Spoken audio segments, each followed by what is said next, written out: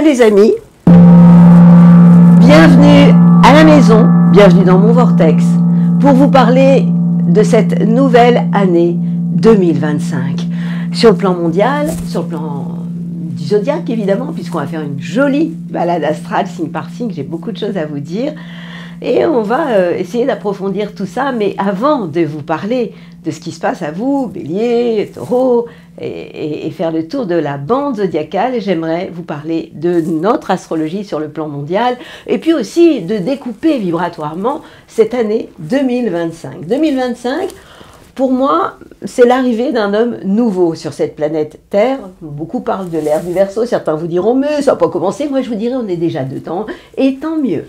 Et pour moi, l'homme nouveau aura la tête dans les étoiles, les pieds bien ancrés sur la planète Terre et les yeux rivés sur le chemin de l'ascension. Qu'est-ce que c'est que le chemin de l'ascension? La troisième dimension est dépassée, on parle de la quatrième dimension, le monde avec plus d'unité, plus de paix, plus d'amour, évidemment. Moi, je rêve de ce monde-là et je pense qu'il commence à émerger. Alors, je ne suis pas en train de vous parler d'un monde nouveau qui émerge en 2025, qui sera le monde des bisounours, j'adorerais. Mais il va y avoir encore un peu de bagarre. Ben oui, évidemment. On va de plus en plus aller vers une recherche de lumière, lumière intérieure, lumière extérieure, mais d'abord à l'intérieur. Mais plus il y a de lumière et plus il y a d'ombre. Donc nous allons encore assister sur notre chère planète à une bagarre entre l'ombre et la lumière. Mais les changements sont là. C'est pas pour demain, après-demain, c'est pas pour les années à venir. Nous sommes dans une période nouvelle qui a commencé avec de nouvelles opportunités, avec une recherche pour certains, une quête du bonheur, pour certains aussi ce sera une espèce de survie, mais en tout cas c'est un monde nouveau, une découverte d'un monde nouveau. Alors oui, malheureusement, les dérèglements climatiques, il faut être astrologue pour vous en parler, les tas scientifiques vous diront exactement la même chose que moi. Ça va s'accentuer, c'est pas continuer, s'accentuer. Déjà, si on commence par parler chiffres, vibrations, numérologie, donc le chiffre 2025 découpé ou additionné donne le 2 plus le 0 plus le 2 égale 5. Et 5, ça correspond à la fin d'un cycle. Eh bien oui, nous sommes dans une période qui annonce une fin de cycle, qui part d'une fin de cycle avec un désir d'ouverture sur un plan spirituel. Les mots-clés de l'année, ce sera le besoin d'être aidé ou d'aider, de soulager, d'enseigner. Moi, je vois aussi plus d'idéalisme, plus d'altruisme. Le chiffre 9 correspond à la planète Neptune, la planète du rêve, de l'imaginaire, de la spiritualité aussi. C'est la planète du poisson. Le chiffre 9 correspond aussi à la couleur or, ce qui signifie être ouvert aux expériences. Le chiffre 9, c'est aussi... dans la carte du tarot, ce serait l'ermite. Vous savez, celui qui essaie de guider les autres sous sa cape, qui recherche en fait le meilleur chemin, mais qui peut aussi guider les autres. Donc ce sera aussi une année, à mon avis, sur le plan général d'introspection. Le besoin d'être guidé, le besoin de guider et d'explorer certaines zones inconnues. Si on découpe le chiffre 2025 en 20 et 25, ce que j'ai l'habitude de faire chaque année, le 20 c'est le jugement divin. C'est la possibilité de prendre sa place ou de ne pas réussir à la prendre. Et le 25, si on additionne le 2 et 5, c'est le 7. Et le 7 c'est le chariot, c'est-à-dire la réussite, le chemin de la réussite ou de l'échec. Bien sûr, pour l'analyse de chaque chiffre, comme pour chaque signe, il y a la partie ombre et la partie lumière. Donc certains seront effectivement dans cette recherche de plus de spiritualité, de lumière et de réussite, et d'autres seront au contraire dans cette notion un peu d'échec aussi. Mais quand on additionne 2025, on arrive aussi au chiffre 45, si je fais 20 et 45. Et 45, ça veut dire tension affective. Donc des tensions, nous allons encore en vivre. Est-ce que ce sera une année de réussite ou d'échec sur le plan intellectuel, sur le plan individuel, sur le plan collectif? Eh bien, ça, chacun va le vivre d'une manière différente. Ce qu'on peut annoncer, ce que je peux vous annoncer, c'est que ce sera une année de recherche de vérité, d'introspection, c'est certain. Nous allons nous poser des questions sur notre place dans le monde, nous connecter aussi, cette recherche de connexion à notre essence, à notre âme. Ça aussi, vous allez beaucoup l'entendre en 2025.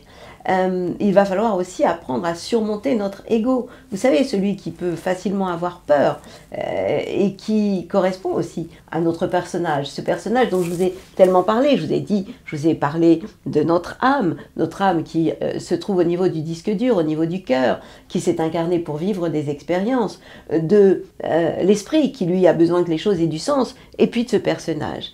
Est-ce que les trois vont être en accord? Est-ce que les trois vont être en bagarre? Chacun va vivre et traverser cette année 2025 en fonction du chemin parcouru auparavant. Si vous avez déjà beaucoup travaillé sur vous, bien sûr que vous allez voir une grande évolution en 2025. Mais ce sera aussi encore une année où vous allez chercher des réponses à des questions existentielles. Une année de méditation, d'exploration. 2025, dans 2025, j'entends le chiffre 5. Le chiffre 5, c'est aussi le chiffre des changements. C'est aussi savoir s'adapter. C'est le chiffre de la liberté. Recherche de notre liberté intérieure, déjà, avant de pouvoir la vivre à l'extérieur. Une année d'ouverture ou de fermeture, une année d'aventure. Voilà toutes les questions qu'on va se poser cette année. Ce qui est certain, c'est que ce sera une année de bouleversement, de surprise, où ce sera l'année de tous les possibles. Une année certainement de développement personnel pour beaucoup d'entre nous. Une année aussi de grands bouleversements amoureusement. Il peut y avoir des rencontres, des choses totalement inattendues sur un plan individuel. C'est une année où nous allons sortir plus ou moins de notre zone de confort. Pour aller explorer quoi? De nouveaux horizons. Ça, c'est l'analyse que je peux vous en faire au niveau des vibrations de l'année 2025. Mais 2025, c'est aussi, sur le plan astrologique, une année où Jupiter va changer de signe. Vous savez, Jupiter, c'est le magnifique. C'est la planète de la joie de vivre. Chaque année, elle fait le tour du zodiaque en 12 ans et chaque année, elle honore un signe. Elle vient depuis l'année dernière, milieu d'année, elle s'est installée dans le signe des Gémeaux et elle va y rester jusqu'au 9 juin. Alors vous, les Gémeaux, vous pouvez être happy, hein. D'ailleurs, les signes d'air et de feu vont en profiter. Mais, bien sûr, il en faut pour tout le monde. Et ce Gémeaux va quitter, en fait, cette année 2025, le 10 juin, les Gémeaux pour s'installer en Cancer. Ça veut dire que les signes d'eau et les signes de terre vont pouvoir en profiter. Alors, bien évidemment, pour aller plus loin, pour comprendre comment vous vivez votre Jupiter, c'est essentiel d'étudier votre thème natal. Parce que, en général, lorsque Jupiter arrive dans votre signe ou dans un signe ami, eh bien, c'est une période plutôt sympathique, d'expansion, une période de joie. Tout dépend aussi de comment est Jupiter dans votre signe, comment est-ce qu'il est aspecté. Auquel cas, ça peut réveiller certaines choses. Ce qu'il faut comprendre, c'est que c'est une période similaire, s'il arrive dans votre signe les cancers, à ce que vous avez vécu il y a 12 ans. Parce que là, on va commencer par le premier décan. De la même façon que les Gémeaux, vous pouvez vous poser la question maintenant, le troisième décan, jusqu'en juin, 9 juin, qu'est-ce que vous avez vécu il y a 12 ans? Puisque cette planète passe une année dans chaque signe et fait le tour du zodiaque en 12 ans. Et puis on a Uranus qui est en Taureau, qui va y rester jusqu'au 7 juillet. Uranus qui reste 7 ans dans un signe et qui nous a quand même beaucoup secoué. Et qui va s'installer dans le signe des Gémeaux. Je vais vous développer sa signification évidemment, et ça ce sera le 8 juillet exactement.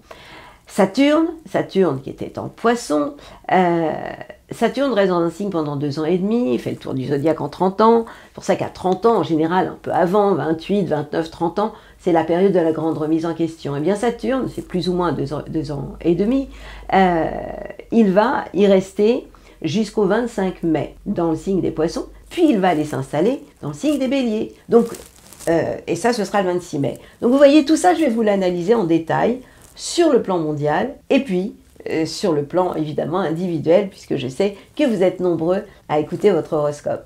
Alors on continue? Vous êtes OK pour continuer cette jolie balade astrale? Alors vous me suivez, c'est maintenant.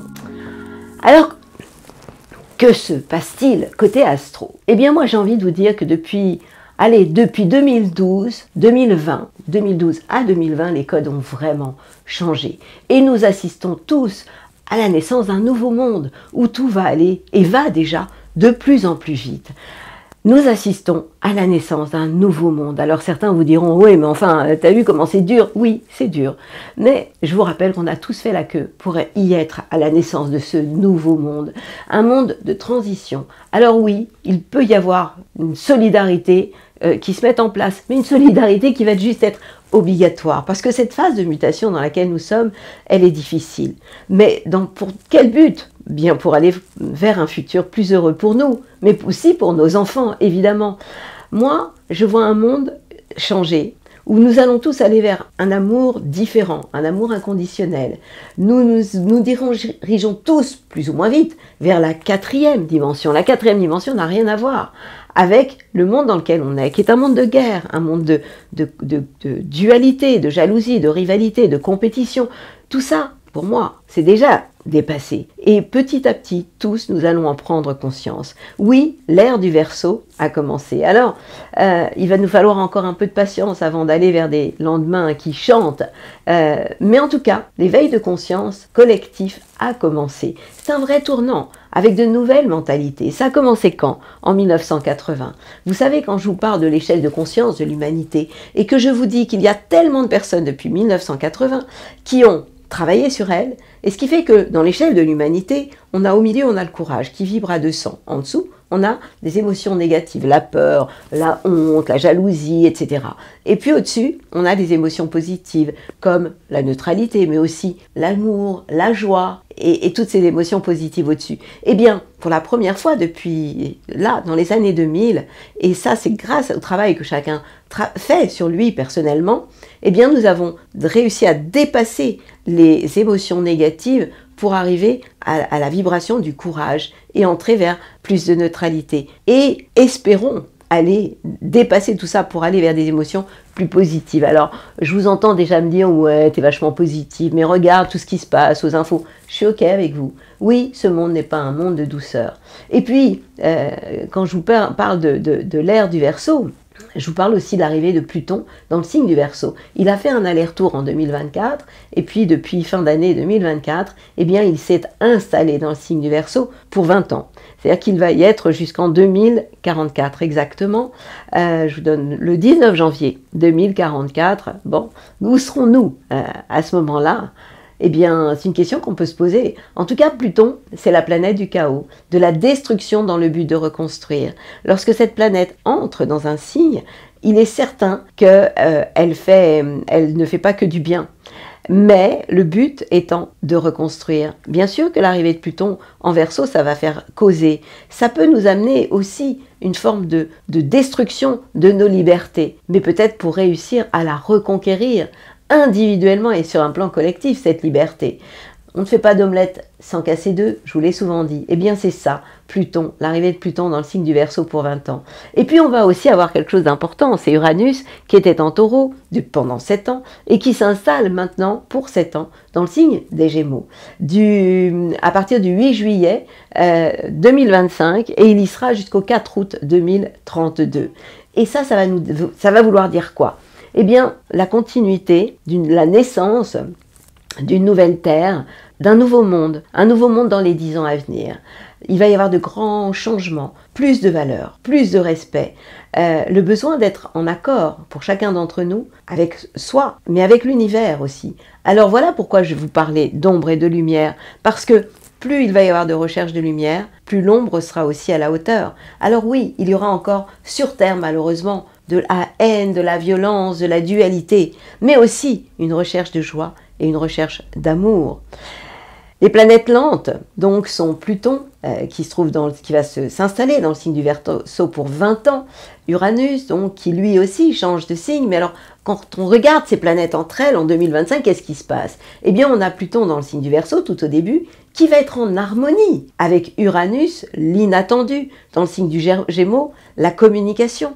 On peut s'attendre à une communication différente, à une ouverture vers la culture, une évolution incroyable au niveau de la technologie de pointe. Alors vous allez me dire, oui, l'intelligence artificielle. Oui, il va y avoir une évolution de dingue à ce niveau-là, positivement et négativement. Il y aura toujours, malheureusement, des escrocs qui vont utiliser l'intelligence artificielle à des fins totalement terrible, négative. Et puis, il va y avoir une évolution au niveau de la médecine, au niveau de la recherche aussi. Donc c'est une période de grande évolution au niveau de la technologie et au niveau des technologies de pointe. Et c'est une ère aussi, à mon goût, à mon avis, plus spirituelle, pas à mon goût. Ce Saturne en Poisson va devenir un Saturne en Bélier, très compliqué, hein, Saturne en Bélier, parce que Bélier, c'est celui qui fonce, et Saturne, c'est le grand-père, c'est celui qui dit « tu fais pas ci, tu fais pas ça », c'est le professeur, c'est le banquier, c'est le mec qui est au-dessus de votre tête. Donc on a l'élan du Bélier, qui est un peu comme si l'énergie du Bélier, l'action, roulait avec le frein à main. Alors évidemment, ça risque de nous coincer un peu. Et puis, on a ce Saturne, qui représente le grand-père du zodiaque, à côté de Neptune.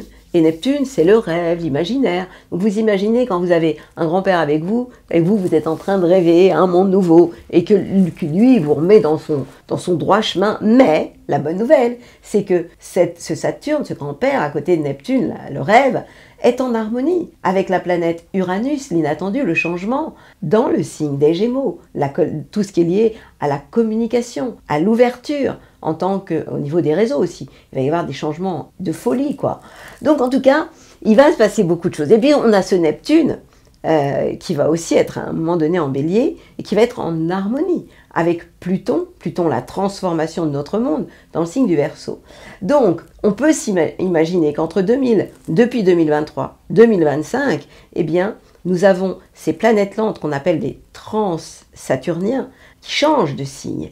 Ce qui veut dire que 2025, c'est une année charnière de destruction, mais de reconstruction progressive.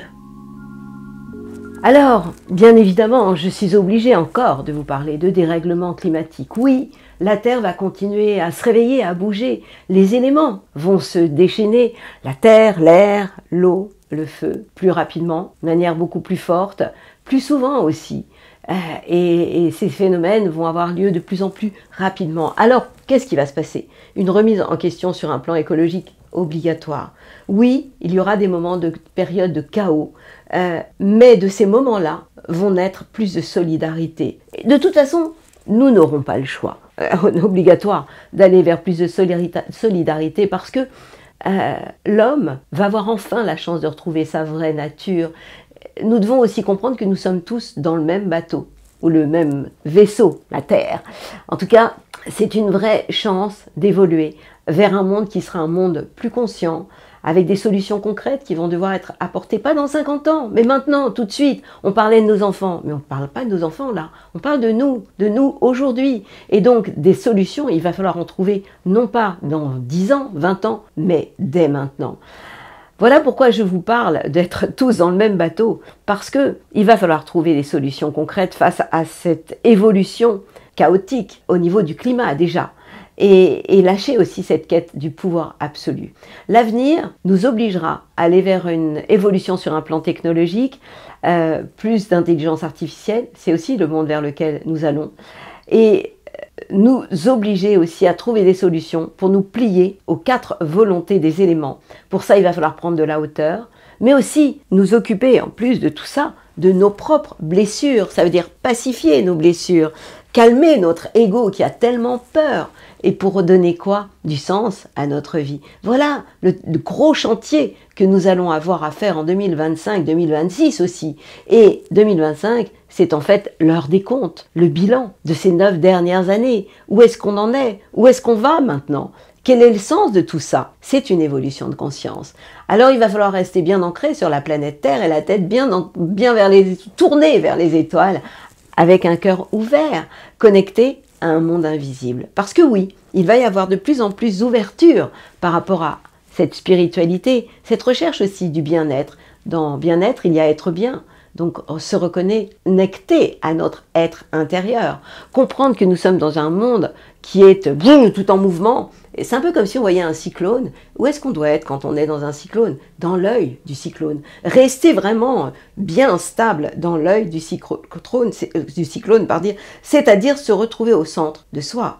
Alors vous allez entendre parler de saut quantique, de portail spatio-temporel, de vortex. Moi je vous en parle beaucoup de vortex, hein, de physique quantique. Tout ça, ce sont des mots que vous allez commencer à entendre de plus en plus souvent, et du champ des possibles, de tous les possibles. Nous parlerons du temps zéro. C'est quoi le temps zéro? C'est apprendre à vivre au temps présent, ni dans demain, ni dans hier, mais vraiment dans le temps présent, donc le temps zéro. Nous allons vers un monde où nous allons devoir nous connecter à davantage d'intuition. Ça veut dire quoi tout ça? Et que nous sommes tous en train de changer. Changer à quel niveau? Changer de fréquence, comme la Terre, elle aussi, a changé de fréquence. Alors ça peut générer quelques mots sur le plan physique. Beaucoup me parlent de perte de mémoire, de symptômes bizarres, étranges, de tremblements. Nous vivons de nouvelles vibrations, nouvelles dimensions sur un plan vibratoire, et tout ça est obligatoire. Alors qu'est-ce qu'il va falloir qu'on fasse? Surveiller absolument nos pensées, dépasser toutes nos croyances limitantes, et choisir notre voie, c'est-à-dire continuer à être dans cet égrégore général de peur, ou alors aller vers un monde différent, avec davantage d'amour, où nous allons continuer à subir, ou nous allons vers un futur en accord avec ce qui nous sommes au plus profond de nous-mêmes. En réalité, nous allons être confrontés en 2025 à ce bilan. Nous assistons depuis quelque temps à deux mondes, l'ancien, le nouveau. L'ancien, c'est le monde de la dualité. Le nouveau veut tendre vers l'unité et il est déjà sur ce chemin-là. Alors, je vous pose la question à vous. Vers quel monde avez-vous envie d'aller? Avez-vous envie de regarder dans le rétroviseur en arrière et vous dire « Oh là là, mon Dieu !» Ou alors, est-ce que vous avez envie de mettre les mains dans le cambouis et de vous dire « Bon, bah, si on y allait ?» Parce que c'est pas dans 10 ans, c'est pas dans 20 ans qu'il va falloir se réveiller, mais c'est maintenant. On parle plus de nos enfants, on parle aussi de nous. Et nous pour eux aussi. On continue? Et j'aimerais aussi maintenant vous parler des nœuds lunaires. Les nœuds lunaires, ce sont le nœud nord, nœud sud, le karma collectif. Le karma sur le plan collectif et non pas individuel. Le nœud nord, c'est ce vers quoi nous devons aller quand nous nous incarnons. Le nœud sud, c'est là d'où nous venons.